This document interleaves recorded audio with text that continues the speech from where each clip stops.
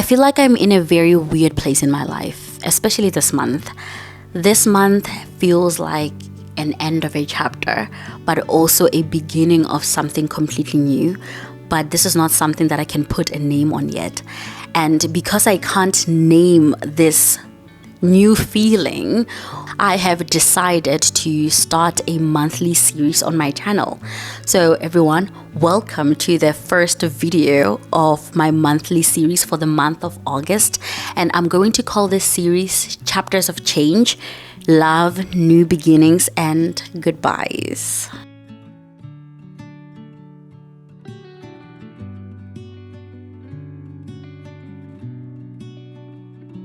Hi everyone, welcome back to my channel. If this is your first time seeing my face, hi, my name is Letty Maps and welcome to Letty Maps the World. And if you are a returning subscriber, thank you so much for coming back. I really appreciate you and I appreciate your constant support. Summer vacation has officially started and I've been deskwarming, a concept many ESL teachers absolutely hate. But here's my unpopular opinion. I don't think deskwarming is that bad. And for those who are not familiar, deskwarming is when foreign teachers are required to come to work during school holidays, even when there are no students, no classes, and absolutely nothing to do. The school is practically empty except for a few administrative staff, the maintenance team, and, well, you. You clock in at 8:30 and clock out at 4:30, and you do whatever you like in between.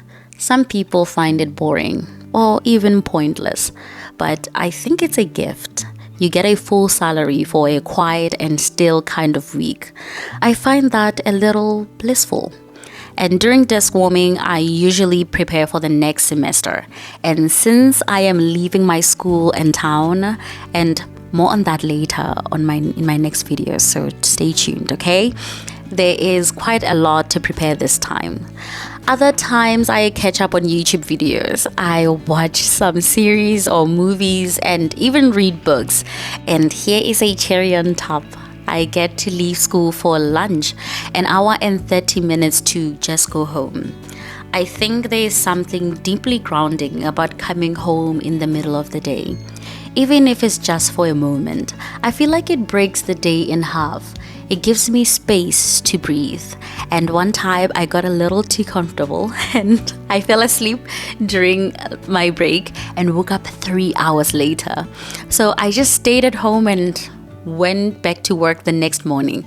And you know what? No one even noticed. I guess they were right. Deskwarming is pointless. This week though, I've been using my deskwarming time to prepare for my August theme on YouTube. So I've been writing scripts and planning scenes for the next few videos. And in that case, I can say that this quiet week has actually been very productive. So do subscribe, like, comment, and share this video because hey, I am putting in the hours. Thank you in advance.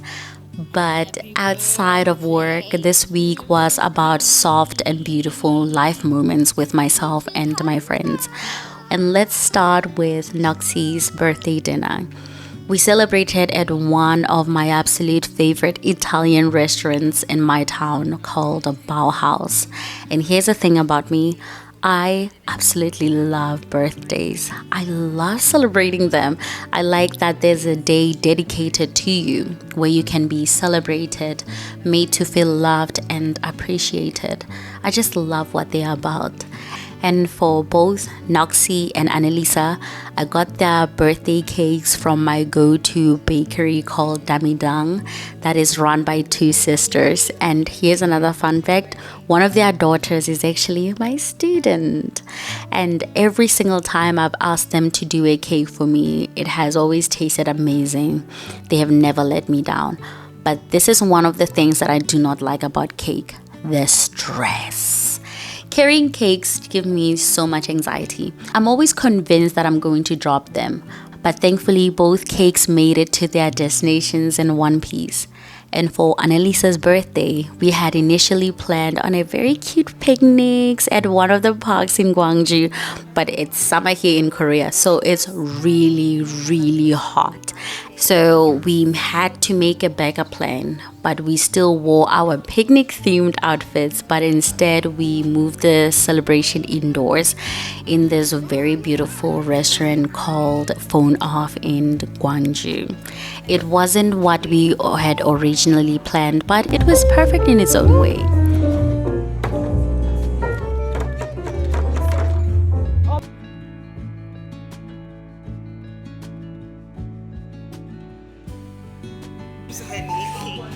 Resting. The boobs are moving. Please don't cut this off.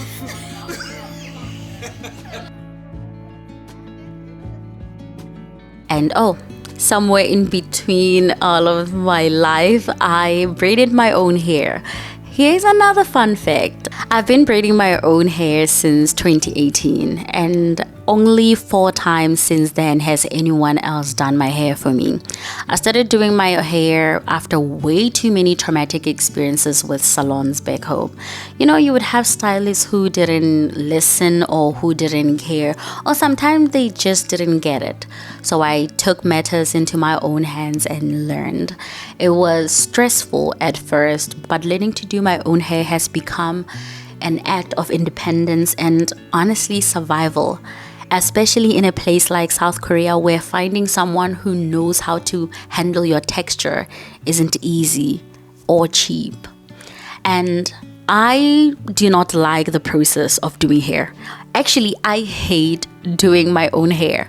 Braiding takes hours and patience and also sore arms. But it's a skill that I'm very, very grateful to have, especially as a Black woman over here. Being able to take care of my hair is also very empowering. And I may not enjoy the process of doing my own hair, but let me tell you something. I love how I feel afterwards.